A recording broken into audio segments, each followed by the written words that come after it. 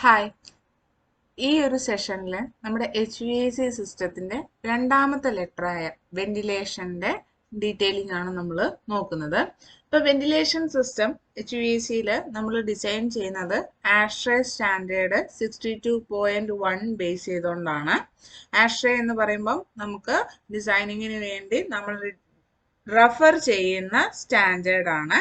American society of heating, refrigeration and air conditioning എഞ്ചിനീയേഴ്സിന്റെ association ആണ്. ഇതിന്റെ തന്നെ ഇന്ത്യൻ വേർഷൻ ഉണ്ട്, ഇഷ്രെ. ഓക്കെ, അപ്പം ആഷ്രയിലെ 62.1 ബേസ് ചെയ്തുകൊണ്ടാണ് നമ്മൾ വെന്റിലേഷൻ സിസ്റ്റത്തിന്റെ ഡിസൈനിങ് കംപ്ലീറ്റ് പറയുന്നത്. അപ്പൊ നോർമലി നമുക്കൊരു റൂം സ്പേസ് എടുത്തു കഴിഞ്ഞാൽ അതിന് വെന്റിലേഷനുള്ള ഓപ്ഷൻ പല രീതിയിൽ നമ്മൾ കൊടുക്കാറുണ്ട്. ഡോറ് കൊടുക്കാറുണ്ട്, വിൻഡോ കൊടുക്കാറുണ്ട്, പിന്നെ റൂംസിൽ നമ്മൾ എയർ വെന്റ് കൊടുക്കാറുണ്ട്. അപ്പൊ ഇതെല്ലാം നമ്മൾ കൊടുക്കുന്നത് റൂമിനകത്ത് ഒരു പ്രോപ്പർ എയർ സർക്കുലേഷൻ മെയിൻറ്റെയിൻ ചെയ്യാൻ വേണ്ടിയിട്ടാണ്, അല്ലെ?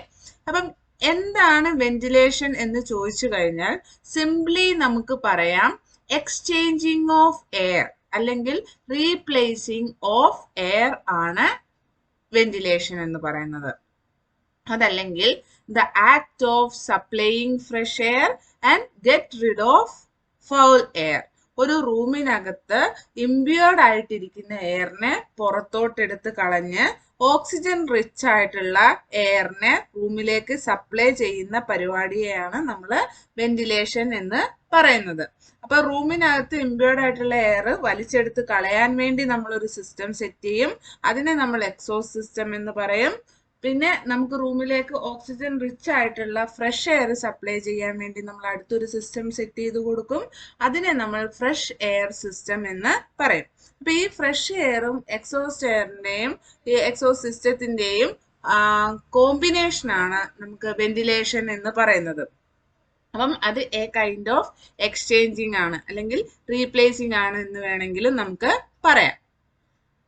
അപ്പൊ ഈ വെന്റിലേഷൻ നമ്മൾ പല രീതിയിൽ ചെയ്യാറുണ്ട്. നാച്ചുറൽ വെന്റിലേഷൻ ഉണ്ട്. നാച്ചുറൽ വെന്റിലേഷൻ കിട്ടാൻ വേണ്ടിയിട്ടാണ് നമ്മൾ റൂമിനകത്ത് സഫോക്കേഷൻ തോന്നുന്ന സമയത്ത് ഡോർസ് ഓപ്പൺ ചെയ്യുന്നതും വിൻഡോസ് ഓപ്പൺ ചെയ്തിടുന്നതും ഒക്കെ. പിന്നെ അത് കൂടാതെ നമുക്കുള്ള ഒരു ഓപ്ഷനാണ് ഫോഴ്സ്ഡ് എയർ അല്ലെങ്കിൽ മെക്കാനിക്കൽ വെന്റിലേഷൻ. അതിനു വേണ്ടി നമ്മൾ ഫാൻസിനെ ഡിപ്പെൻഡ് ചെയ്യുന്നുണ്ട്. ഇപ്പൊ ഫാൻ ഡ്രിവൺ ആയിട്ടുള്ള അതിപ്പോ സീലിംഗ് ഫാൻ നമ്മൾ കൊടുക്കുന്നതും എ കൈൻഡ് ഓഫ് സർക്കുലേഷൻ ആണ്. അത് കൂടാതെ നമുക്ക് ഡക്ട് സിസ്റ്റം എല്ലാം വെച്ചിട്ടും നമ്മൾ ചെയ്യാറുണ്ട്. പിന്നെ ഇത് കൂടാതെ നമ്മൾ HVAC സിസ്റ്റത്തിൽ ഇപ്പൊ AC-യുടെ സിസ്റ്റത്തിന് വേണ്ടി ഡക്റ്റബിൾ AC ഒക്കെ പോലുള്ള എയർ കണ്ടീഷനിങ് സിസ്റ്റം ആണെങ്കിൽ അതിനു വേണ്ടി സെപ്പറേറ്റ് വെന്റിലേഷൻ കൊടുക്കാറുണ്ട്.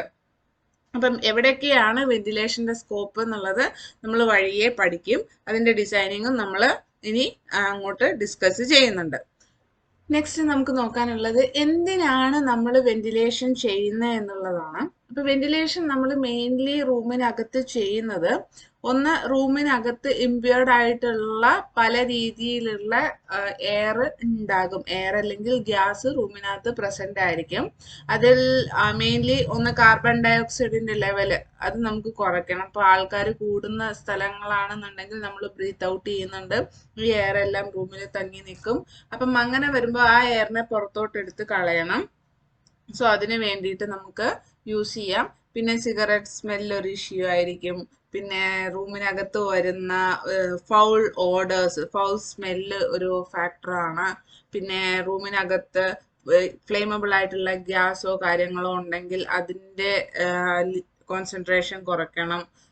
റൂമിനകത്ത് പ്രോപ്പർ ആയിട്ട് നമുക്ക് എയർ മൂവ്മെന്റ് കിട്ടണം, ഓക്സിജന്റെ ലെവൽ മെയിൻറ്റെയിൻ ചെയ്യണം, സഫോക്കേഷൻ ഒഴിവാക്കണമെങ്കിൽ ഈ കാര്യങ്ങളൊക്കെ നമ്മൾ ചെയ്യേണ്ടതുണ്ട്. അതുപോലെ തന്നെ റൂമിനകത്തുള്ള ഡസ്റ്റ് പാർട്ടിക്കിൾസ്, മൈക്രോ ഓർഗാനിസംസ് ഇതൊക്കെ കൺട്രോൾ ചെയ്യണമെങ്കിലൊക്കെ നമുക്ക് ഈ ഒരു എയറിനെ വെളിയിലോട്ട് എടുത്ത് കളഞ്ഞ് ഓക്സിജൻ റിച്ച് ആയിട്ടുള്ള ഫ്രഷ് ആയിട്ടുള്ള എയറിനെ പുറത്തുനിന്ന് എടുത്ത് റൂമിലേക്ക് സപ്ലൈ ചെയ്യണം. അപ്പൊ നമുക്ക് ഒരുപാട് സഫോക്കേഷൻ വരുന്ന സമയത്ത് നമ്മൾ എന്ത് ചെയ്യാറുണ്ട്, ഞാൻ നേരത്തെ പറഞ്ഞ പോലെ വിൻഡോ ഒക്കെ തുറന്നിടാറുണ്ട്. അപ്പൊ അത് നമുക്ക് ഒരു പരിധി വരെയാണ് നമുക്ക് അവിടെ കൺട്രോൾ കിട്ടുന്നത്. പ്രോപ്പറായിട്ട് ഈ പറഞ്ഞ കാര്യങ്ങളെല്ലാം നമുക്ക് കൺട്രോൾ കിട്ടണമെങ്കിൽ അതിനനുസരിച്ചിട്ടുള്ളൊരു മെക്കാനിക്കൽ സിസ്റ്റം നമ്മൾ ഇൻസ്റ്റോൾ ചെയ്ത് കൊടുക്കണം. അപ്പൊ ഈ കാര്യങ്ങളെയൊക്കെ ഒന്ന് മാനേജ് ചെയ്യാൻ വേണ്ടിയിട്ടാണ് നമ്മൾ വെന്റിലേഷൻ സിസ്റ്റത്തിനെ കൂടുതലായിട്ട് ഡിപ്പെൻഡ് ചെയ്യുന്നത്. അപ്പൊ വെന്റിലേഷൻ റിക്വയർമെന്റ് നമുക്ക് മെയിൻലി വരുന്ന ഏരിയാസ് എവിടെയൊക്കെയാണെന്ന് ചോദിച്ചു കഴിഞ്ഞാൽ, ഒന്ന് പാർക്കിംഗ് ഏരിയ, രണ്ട് ടണൽസിൽ നമ്മൾ ചെയ്യാറുണ്ട്, സെർവർ റൂമിൽ ചെയ്യാറുണ്ട്, toilet area, engine room, kitchen area, ഇവിടെയൊക്കെ നമുക്ക് ഇതിന്റെ സ്കോപ്പ് വരുന്നുണ്ട്. ഇനിയും സ്പേസസ് ഒരുപാട് നമുക്ക് പലയിടങ്ങളിലായിട്ട് നമ്മൾ വെന്റിലേഷന്റെ റിക്വയർമെന്റ് കൊടുക്കാറുണ്ട്. അപ്പം അത് എങ്ങനെയൊക്കെയാണ് എന്നുള്ളത് നമുക്ക് നോക്കാം. ഇപ്പൊ ഞാൻ ഇവിടെ കുറച്ച് ഫോട്ടോസ് ആഡ് ചെയ്തിട്ടുണ്ട്. ഇതിൽ ടോയ്ലറ്റ് എക്സോസ്റ്റിന്റെ ഏരിയ ആണ് ഞാൻ ഗൂഗിളിൽ നിന്ന് ഡൗൺലോഡ് ചെയ്ത് ആഡ് ചെയ്ത് വെച്ചിരിക്കുന്നത്. അപ്പൊ ഇവിടെ നോക്കുമ്പോൾ ഇത് കണ്ടോ, ഈ ഒരു ടോയ്ലറ്റ് സ്പേസിനകത്ത് ഇതുപോലെ നമ്മൾ വോളിൽ ഫാൻ ഫിക്സ് ചെയ്ത് കൊടുക്കാറുണ്ട്. അപ്പം ഇത് നോർമൽ ടൈപ്പ് ഫാൻ ആണ്. അതുകൂടാതെ ഇത് ഈ സൈഡിൽ കാണുന്ന ഇതുപോലത്തെ ഫാൻസും നമുക്ക് അവൈലബിൾ ആണ്. ഇതിനെ കാസറ്റ് ടൈപ്പ് ഫാൻ എന്ന് പറയും. അപ്പൊ ഇത് നമ്മൾ ഫോൾ സീലിംഗിൽ ഫിക്സ് ചെയ്ത് കൊടുക്കുകയാണ് ചെയ്യുന്നത്. ഇതിന്റെ ഈ ഒരു ഭാഗം സീലിംഗിന്റെ മേൽഭാഗത്തേക്ക് പോകും. അപ്പൊ ഇവിടുന്ന് എയർ സക്ക് ചെയ്തെടുക്കുന്നതിന് പുറത്തോട്ട് തള്ളുന്ന ഈ ഭാഗത്തായിരിക്കും. ഇവിടെ നമുക്ക് PVC-യുടെ പൈപ്പോ അല്ലെങ്കിൽ ഫ്ലെക്സിബിൾ ഡക്റ്റോ കണക്ട് ചെയ്തിട്ട് എയറിനെ പുറത്തോട്ട് ഔട്ട് ചെയ്യാം. ഔട്ട് ചെയ്യുന്ന ഭാഗത്ത് നമ്മൾ എന്ത് ചെയ്യും, ഒരു ഗ്രില്ലും കൂടെ വെച്ചു കൊടുക്കും. കാരണം ഇതിനകത്തൂടെ വേറെ ഇൻസെക്ട്സോ അല്ലെങ്കിൽ അതുപോലെയുള്ള റാറ്റോ അങ്ങനെയൊന്നും കയറി വരാൻ പാടില്ല. അപ്പൊ നമ്മൾ ഇതിനെ പ്രോപ്പറായിട്ട് ഔട്ട് ചെയ്യുന്ന ഭാഗത്ത് ഇങ്ങനെ ഓപ്പൺ ആക്കിയിടില്ല. അവിടെ ഒരു ഗ്രില്ല് കൊടുത്തിട്ടായിരിക്കും. ഗ്രില്ല് എന്ന് പറഞ്ഞു കഴിഞ്ഞാൽ ലൂവർ ആയിരിക്കും മോസ്റ്റ്ലി കൊടുക്കുന്നത്. അത് വെച്ച് നമ്മൾ ക്ലോസ് ചെയ്യും. അപ്പൊ ഇങ്ങനെ നമുക്ക് വിത്ത് ഇങ്ങനെ ഒരു പൈപ്പിംഗ് ചെയ്യാനുള്ള ഫെസിലിറ്റി ഉള്ള ഫാനിനെ നമ്മൾ കാസറ്റ് ടൈപ്പ് ഫാൻ എന്ന് പറയും.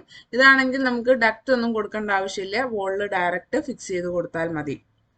ഇനി അതും അല്ലാന്നുണ്ടെങ്കിൽ നമ്മൾ ഇതുപോലെ പ്രോപ്പറായിട്ട് ഡക്റ്റിംഗ് ചെയ്ത്, ഇതാണ് ഫ്ലെക്സിബിൾ ഡക്റ്റ്. ഇതിന്റെ ഇതുപോലത്തെ ഫ്ലെക്സിബിൾ ഡക്റ്റ് ഇട്ട് റൂമിൽ നിന്ന് എയറിനെ സക്ക് ചെയ്തെടുക്കാൻ പറ്റുന്ന പാറ്റേണിൽ ചെയ്തെടുക്കാറുണ്ട്. അത് കുറച്ച് ഏരിയ കൂടുതലുള്ള ടോയ്ലറ്റ് സ്പേസ് ഒക്കെ ആണെങ്കിലാണ് നമ്മൾ ഈ ഒരു ലാസ്റ്റ് കാണുന്ന മെത്തേഡ് പ്രിഫർ ചെയ്യുന്നത്. ഓക്കെ, അപ്പൊ ഇതുപോലെ പല രീതിയിൽ നമ്മൾ സൈറ്റ് കണ്ടീഷൻ അനുസരിച്ചാണ് ഇതിൽ ഏത് വേണം എന്ന് തീരുമാനിക്കുന്നത്. അപ്പൊ ഇങ്ങനെ കുറച്ച് ഓപ്ഷൻസ് ടോയ്ലറ്റ് എക്സോസ്റ്റിന്റെ കേസിലുണ്ട്. ഇതിപ്പം നിങ്ങൾ എല്ലാം കണ്ടിട്ടുണ്ടോ എന്ന് എനിക്ക് അറിയില്ല. കോമൺ ആയിട്ട് കാണാൻ ചാൻസ് ഉള്ളത് ഇതുപോലത്തെ ടൈപ്പ് ആയിരിക്കും. ഇനി അത് കൂടാതെ ഇങ്ങനത്തെ ടൈപ്സും അവൈലബിൾ ആണ്. ഇതൊക്കെ എവിടെയാണ് ഉപയോഗിക്കുക, എങ്ങനെയാണ് ഇതിന്റെ ഡിസൈൻ എന്നുള്ളതാണ് നമ്മൾ പഠിക്കാൻ പോകുന്നത്. അതുപോലെ കാർ പാർക്കിങ്ങിൽ നമ്മൾ വെന്റിലേഷൻ കൊടുക്കാറുണ്ട്. കാർ പാർക്കിങ്ങിൽ നമ്മൾ ഇതുപോലെ ഡക്റ്റ് റൂട്ട് ചെയ്തിട്ട് പാർക്കിങ്ങിലേക്ക് വെന്റിലേഷൻ ഇതേപോലെ ഗ്രില്ലൊക്കെ കൊടുത്തിട്ട് ചെയ്യാറുണ്ട്. അതുകൂടാതെ പിന്നെ നമ്മൾ ഇതുപോലത്തെ ജെറ്റ് ഫാൻസ് കൊടുത്തിട്ടും വെന്റിലേഷൻ കൊടുക്കാറുണ്ട്. ഓക്കെ, അത് പാർക്കിംഗ് ഏരിയയിൽ വണ്ടി കൊണ്ടുവന്ന് നിർത്തുമ്പോൾ വണ്ടിക്കകത്തുനിന്ന് വരുന്ന എക്സോസ്റ്റ് സ്മോക്കിന്റെ ഇത് ഉണ്ടാവും. എൻക്ലോസ്ഡ് സ്പേസ് ആയിരിക്കും മോസ്റ്റ്ലി പാർക്കിംഗ് ഏരിയ വരുന്നത്. അപ്പൊ അങ്ങനത്തെ സ്പേസിൽ നിന്ന് ഈ എക്സോസ്റ്റ് എയറിനെ പുറത്തോട്ട് കളയാൻ വേണ്ടിയിട്ടാണ് ഈ ഒരു മെത്തേഡ്. അപ്പൊ അവിടെ ജെറ്റ് ഫാൻസ് കൊടുക്കാറുണ്ട്. ത്രോ കൂടുതൽ ഉണ്ടെന്നുണ്ടെങ്കിൽ, അല്ലെങ്കിൽ നമുക്ക് ഇതുപോലെ ഡക്റ്റ് ഡിസൈൻ ചെയ്തിട്ടും കൊടുക്കാവുന്നതാണ്. ജെറ്റ് ഫാൻസ് ആണെങ്കിൽ നമുക്ക് ഇതുപോലെ ഡക്റ്റ് എത്രയും വേണ്ട, ഒരു ഫാൻ തന്നെ എയറിനെ സക്ക് ചെയ്ത് അടുത്ത ഫാനിലേക്ക് കൊടുത്ത് ഔട്ട് ചെയ്ത് കളയുവാണ് ചെയ്യുന്നത്. പിന്നെ നമുക്ക് അതിന്റെ വെന്റിലേഷന്റെ സ്കോപ്പ് വരുന്ന ഏരിയ ആണ് കിച്ചൺ ഏരിയ. കിച്ചൺ ഏരിയയിൽ ഇതുപോലത്തെ മെറ്റൽ ടൈപ്പ് ഫാൻ വോളിൽ ഫിക്സ് ചെയ്തിരിക്കുന്നത് കണ്ടിട്ടുണ്ടാവും നിങ്ങൾ. കോമൺ ആയിട്ട് എല്ലായിടത്തും കാണാൻ പറ്റുന്നതാണ് ഈ ഒരു പാറ്റേൺ. അപ്പൊ ഇങ്ങനെ കിച്ചൺ ഏരിയയിൽ ഇതുപോലത്തെ ഒരു സിമ്പിൾ ഫാൻ വെച്ചിട്ട് എക്സോസ്റ്റ് കൊടുക്കും.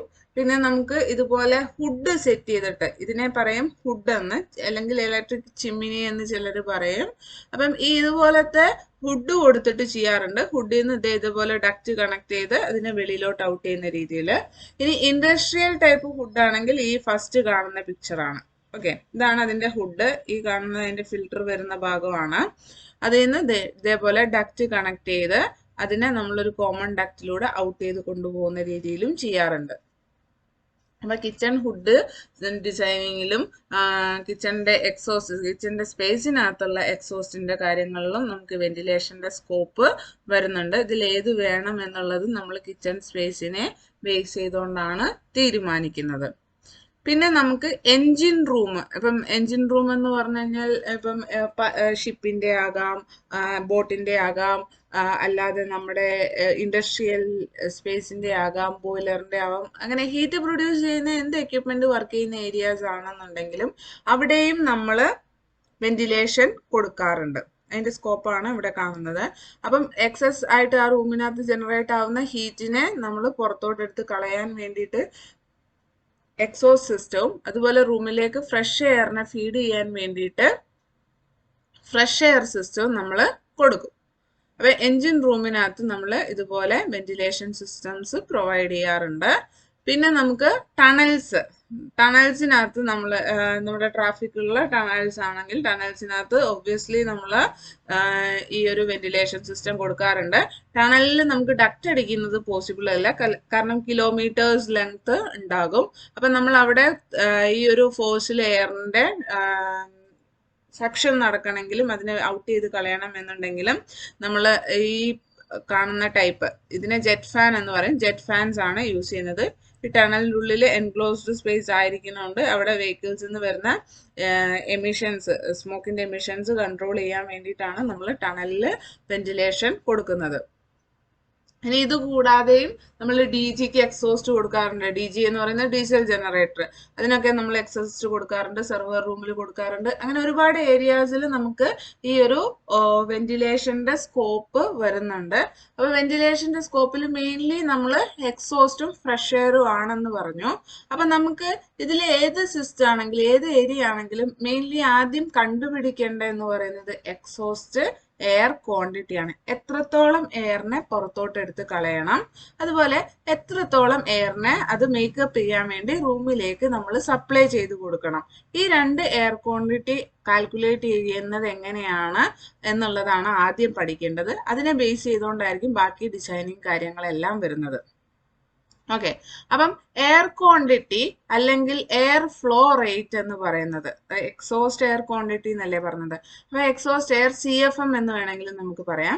അപ്പൊ ഈ എക്സോസ്റ്റ് ആയിട്ടുള്ള ചെയ്യേണ്ട എയറിന്റെ ആ ഒരു ഫ്ലോ റേറ്റ് എത്രയാണ്, എയർ ക്വാണ്ടിറ്റി എത്രയാണ് എന്ന് നമ്മൾ റെപ്രസെന്റ് ചെയ്യുന്നത് അതിന്റെ യൂണിറ്റിലാണ്. അത് FPS യൂണിറ്റ് ആണെങ്കിൽ നമ്മൾ CFM പറയും. അതായത് ക്യൂബിക് ഫീറ്റ് പെർ മിനിറ്റ് എന്നാണ്, അല്ലെങ്കിൽ ഫീറ്റ് ക്യൂബ് പെർ മിനിറ്റ് എന്നും നമുക്ക് എഴുതാവുന്നതാണ്. അതാണ് CFM എന്ന് പറയുന്നത്. അത് SI യൂണിറ്റിലാണെങ്കിൽ, SI യൂണിറ്റ് എന്ന് പറയുമ്പോൾ മെട്രിക് യൂണിറ്റ് എന്നും കൂടെ പറയും. മെട്രിക് യൂണിറ്റിലാണെങ്കിൽ ലിറ്റർ പെർ സെക്കൻഡിലാണ് നമ്മൾ പറയുന്നത്. അപ്പം ഇതിൽ ഏതെങ്കിലും ഒരു യൂണിറ്റിൽ നമ്മൾ എന്ത് ചെയ്യും, ഈ എയർ ക്വാണ്ടിറ്റിയെ കണ്ടുപിടിക്കും. എയർ ക്വാണ്ടിറ്റി കണ്ടുപിടിക്കുക, അപ്പോൾ ഞാൻ CFM FPS യൂണിറ്റിൽ തന്നെ പറയാണ്. അത് എക്സോസ്റ്റ് എയർ ക്വാണ്ടിറ്റി ആണെങ്കിലും ഫ്രഷ് എയർ ക്വാണ്ടിറ്റി ആണെങ്കിലും ഏത് സിസ്റ്റം ആണെങ്കിലും ആ എയർ ക്വാണ്ടിറ്റി അറിഞ്ഞാൽ മാത്രമേ നമുക്ക് ഡക്റ്റ് ഡിസൈൻ ചെയ്യാൻ പറ്റുള്ളൂ. എയർ ക്വാണ്ടിറ്റിനെ ബേസ് ചെയ്തുകൊണ്ടാണ് അതിന്റെ ഫാൻ സെലക്ട് ചെയ്യുന്നത്. ഈ എയർ ക്വാണ്ടിറ്റിനെ ബേസ് ചെയ്തുകൊണ്ടാണ് നമ്മൾ അതിൽ നിന്ന് എത്ര ത്രോ കൊടുക്കണം എന്നുള്ളതിന്റെ ഗ്രില്ല്, ഡാമ്പർ അതുപോലെയുള്ള എയർ ടെർമിനൽസും സെലക്ട് ചെയ്യുന്നത്. സോ നമുക്ക് എയർ ക്വാണ്ടിറ്റി അറിഞ്ഞാൽ മാത്രമേ ബാക്കി ഏത് സിസ്റ്റം വേണം ആ സിസ്റ്റത്തിന്റെ ഡിസൈനിങ്ങും കാര്യങ്ങളും പ്രൊസീഡ് ചെയ്യാൻ പറ്റുള്ളൂ. അപ്പം വെന്റിലേഷൻ എന്ന് പറയുന്ന പാർട്ടിൽ നമ്മൾ ആദ്യം ഈ ഒരു CFM കാൽക്കുലേറ്റ് ചെയ്യാൻ പഠിക്കും.